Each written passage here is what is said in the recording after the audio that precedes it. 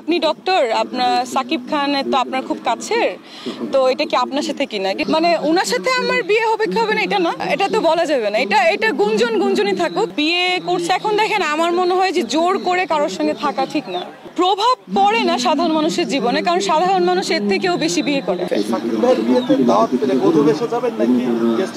ওইটা সময় কথা বলবে।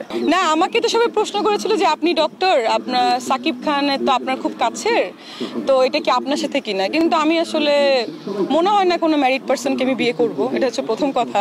সেকেন্ড কথা, এখন ভালো লাগলে করতেও পারি, কিন্তু আমি কোনো হিরো বিয়ে করব কি করব না এটা আসলে এখনো ভাবিনি।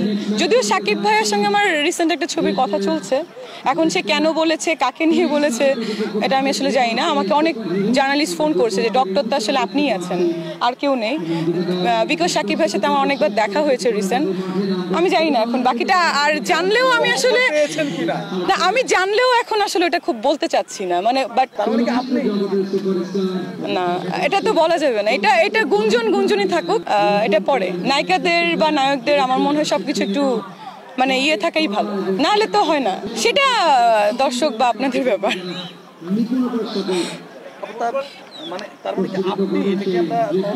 না, এটা তো আসলে এখন বলা যাবে না, কোনো কিছু তো এখন বলে দিলে তো থাকে না, ওটা বলবো, দেখা যাক।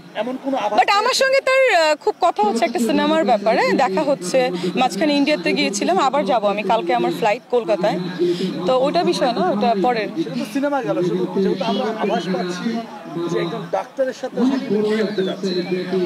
না, এটা এখন এই ব্যাপারে কিছু না বলা মনে হয় ভালো। মানে ওনার সাথে আমার বিয়ে হবে কি হবে না এটা না, বাট আমি রিসেন্ট বিয়ে করব, বাট এখন না, আরো 1 বছর পরে। বাট কাকে করবো এটা তো এখন অবশ্যই, he is very beautiful and smart, অবশ্যই পছন্দ হয়। আমি তো স্কুল লাইফ থেকে ওর ফ্যান। ভাইয়া এই কথাটা বারবার না বলি। বিয়ে করছে এখন দেখেন, আমার মনে হয় যে জোর করে কারোর সঙ্গে থাকা ঠিক না। মানুষের এটা তো আসলে আমাদের বেঙ্গলি মেন্টালিটি যে একজনকে নিয়েই ঘর করতে হবে। যদি আপনার সঙ্গে বা আমার সঙ্গে আমার হাজবেন্ডের ম্যাচিং না হয় মেন্টালি, তাহলে তো আসলে ডিভোর্স দেওয়া বা সেপারেশনে থাকাটাই বেটার। প্রভাব পড়ে না সাধারণ মানুষের জীবনে, কারণ সাধারণ মানুষ এর থেকেও বেশি বিয়ে করে।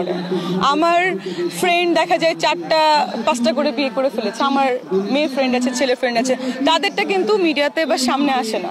একমাত্র আর্টিস্টদেরটা আসে, কারণ তাদেরকে মানুষ ফলো করে।